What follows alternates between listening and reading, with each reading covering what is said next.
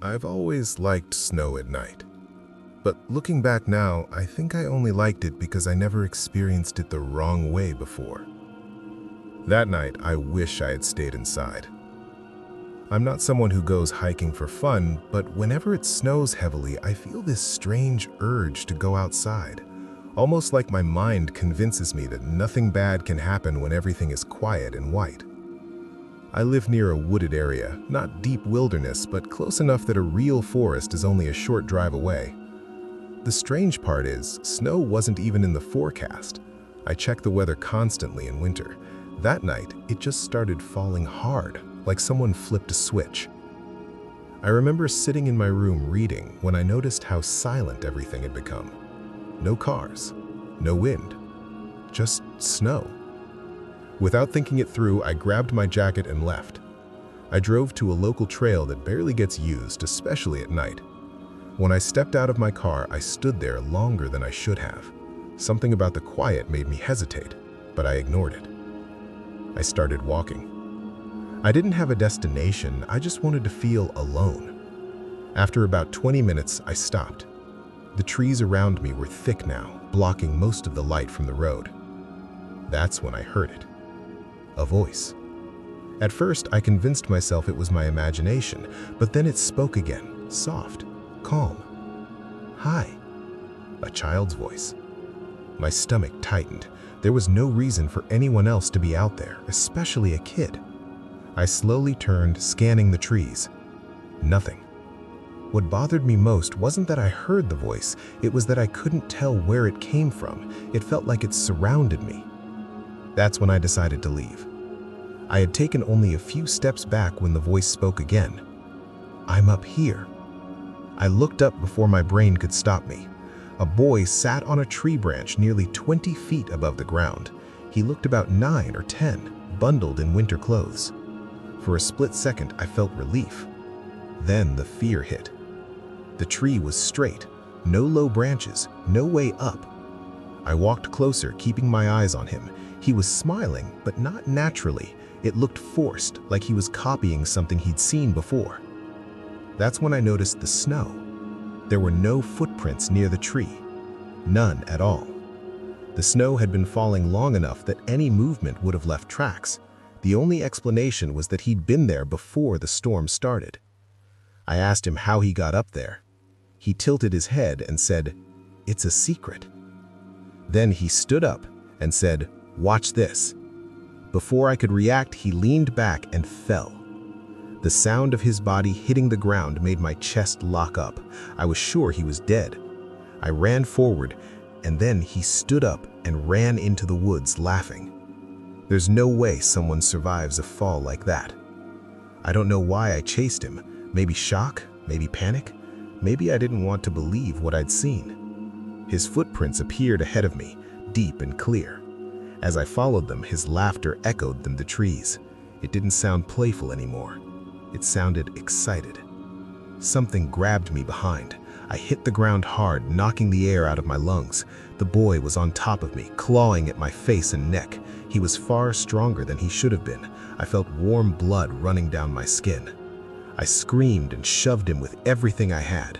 He flew off me and landed silently on his feet. He smiled one last time, then he ran. I didn't follow. I wrapped my hat around my neck to slow the bleeding and stumbled back toward the trail. The next clear memory I have is waking up in an ambulance. The police searched the area. They found only one set of footprints. Mine.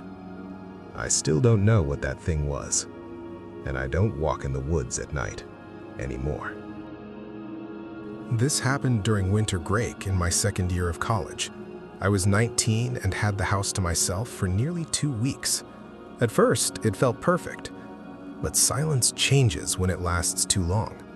The storm had been predicted, but not like this. By Saturday morning, snow was already knee-deep. Plows couldn't keep up. By evening, the roads were completely unusable. My neighborhood is spaced out, houses far apart, trees everywhere. In summer, it's peaceful. That night, it felt abandoned. Around 6, the Wi-Fi went out. No videos, no games, nothing. The only person I knew nearby was my friend Ryan. I'd seen him the day before, so I knew he was home. That's when I got an idea that felt harmless at the time. I decided to walk to his house. It was about 1.5 miles. I told myself it would be fine. At first, it was. The storm had slowed and the streetlights reflected off the snow, making everything glow. The only sound was my boots crunching. Then the houses disappeared. Trees lined both sides of the road, thick and dark. That's when the quiet stopped feeling peaceful. That's also when I saw headlights. They moved slowly toward me, a snowplow. Without warning, it swerved hard and vanished into the trees. I heard metal crush against wood. Then, silence. Thinking someone had crashed, I ran toward the sound. It took longer than I expected to reach it. The plow was wrapped around a tree. The engine was still running, headlights still on. The driver's seat was empty, so was the passenger seat. I stepped back, my heart pounding. There were no footprints, none leading away, none around the plow. That's when the feeling hit me. Not panic, but certainty. I shouldn't be there. As I backed away, a man's voice called out behind me, "Help me." The voice sounded close, too close. Every part of my body screamed to run. I did. I didn't turn around when the voice called again. This time it sounded calmer, almost patient. I ran until Ryan's house came into view. When his parents called the police, they found nothing. No plow, no tracks.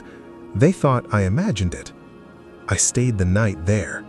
Sometimes I still wonder if something wanted help or wanted me to come closer.